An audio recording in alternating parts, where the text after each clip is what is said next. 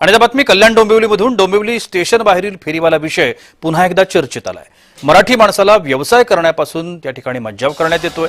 खाद्यपदार्थांचे गाडी चालवणाऱ्या तरुणीला त्या ठिकाणी न्याय देण्याकरता मनसे रस्त्यावर उतरली आहे। डोंबिवली स्टेशनला अविनाश जाधवांनी धडक भेट दिली। मनसे पदाधिकारी येताच फेरीवाल्यांची मात्र त्या ठिकाणी पळापळ झाल्याचं पाहायला मिळालं।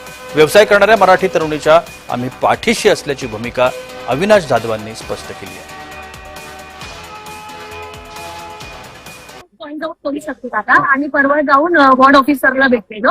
ते बोलले की रोज जेसीपी घेऊन मी रोज सर्वांचे धंदे बंद करायला। हा तर ऐका ना, इलेक्शनचं टाइम संपला, मी जेसीपी घेऊन फिरतो। आता माझ्याकडे व्हिडिओ एक प्रूफ आहे। काल आली व्हिडिओ काढून गेली, आज आली व्हिडिओ काढून, सर्वांचे धंदे चालू। आणि मी तुम्हाला लिहून देते, माझ्याकडून लिहून घ्या, गॅरंटी सांगते।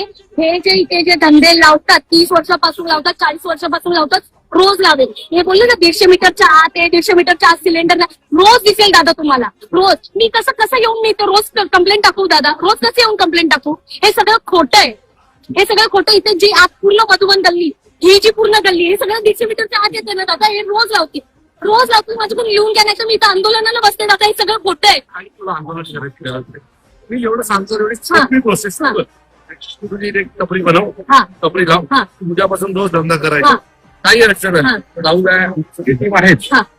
खूप जास्त गरज झाली तर मी स्वतः येईन तुझ्याकडे। थोडं सत्ता दादा, थोडं सत्ता, थोडं 1 मिनिट सत्ता। हे बघा, त्या लोकांनी टपरी कशी टाकली आहे, अशी आडवी टपरी टाकली, ह्याला चिटको। हे एवढं जर आपण तोडलं आणि ही टपरी जर आत बसवली, मग मी इथं बसवते। त्याच्या वतीने लाव। बातमी नवी मुंबईमधून। नवी मुंबईच्या नेरूळमधील शनी मंदिरात ब्रह्म